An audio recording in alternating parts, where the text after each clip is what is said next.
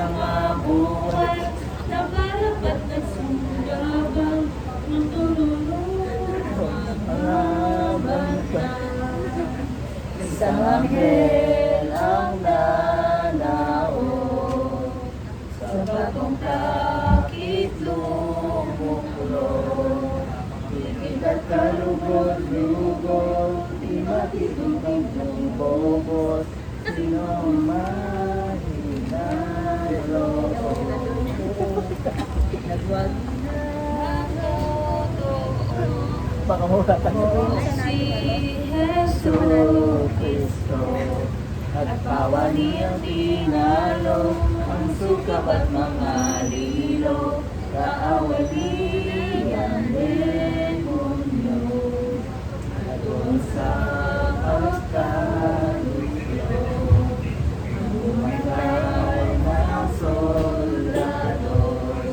Ang mabuting silong Inos nag-iba't nagbagong loob, ang ito ay mapanood.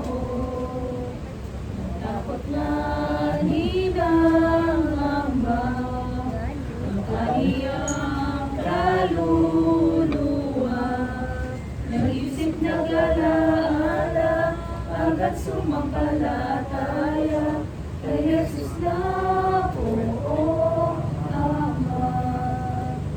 Ang mga himas-masan, loob nilang nalunasan, agad na nasa usapan, daya'y patapan-tapan, umakipag magkainan.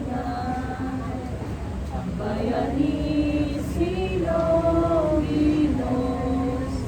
di pumayag, di sumunod, sa bayan agad pumasok, umarap ng at bumulog, sa Escribas at Fariseos.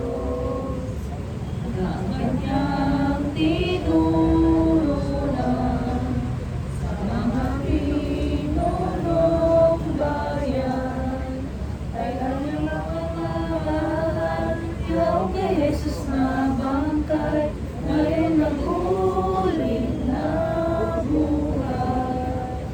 Ang